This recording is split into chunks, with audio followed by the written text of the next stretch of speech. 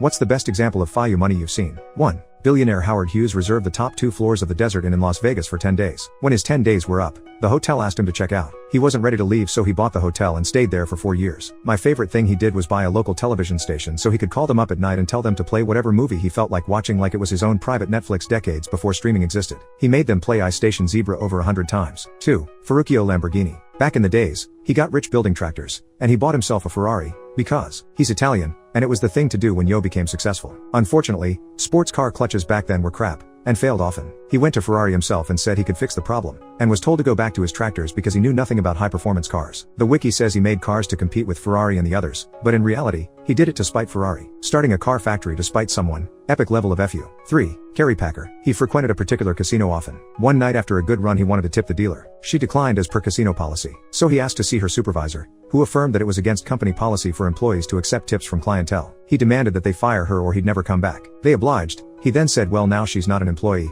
I can tip her, and gave her a ridiculous sum of money. The supervisor obliged. Carrie then said, hire her back again or I'll never come back to your casino. She got her job back and pocketed the tip. 4. I used to work with companies that build super yachts. Several times, the interior of a vessel has been finished in $500K plus worth of marble, after which the owner walks in, decides he doesn't like the color in hindsight, and requests it all be removed again. 5. The CEO of my company is actually a super solid guy. He hates one of our competitors so much he bought a billboard right outside the competitor's office and kept our ad up until they changed locations. 6. A guy I used to work for thought it would be funny to hire a limo to take a friend to lunch. The restaurant was literally next door to where they were. The limo company refused to rent by the hour and said he had to hire it for the entire day. The guy was angry, so just bought a limo. After lunch, he was still angry and decided to just buy a few more and start his own limo company. Month or two later he bought the company that refused him an hourly rental. 7. I'm an employment and contract attorney. In my younger days I was corp counsel for a large hospital. We were in the midst of a fundraising campaign and were a few million from our goal. Got a call from a wealthy, youngish guy, offered to cover the remainder plus 10% with 2 stipulations. He used to work at the hospital when he was younger and made it rich with a medical device company he started. So he wanted a voting member board seat, and he wanted to fire this vice president who was his supervisor when he worked there and had made his life miserable. He was the reason he quit and eventually into business for himself. Took it to the board and CEO. They agreed to the board seat.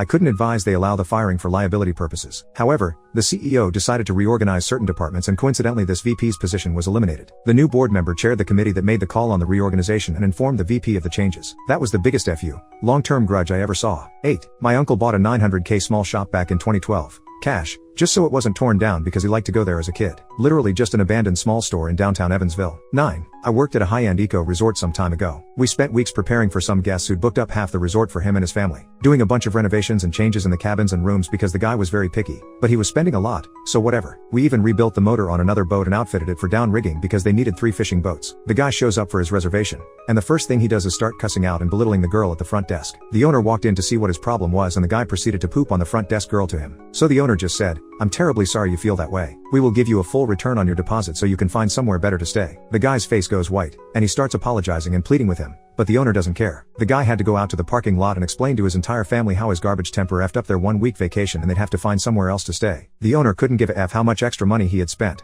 He wasn't taking that poop, and more importantly, he wasn't going to make the staff take that shift. He wasn't my favorite boss, but that is something I respect. 10. Notoriously Mark Cuban literally getting fined for saying F on a broadcast, finding out the fine goes to charity and saying it again.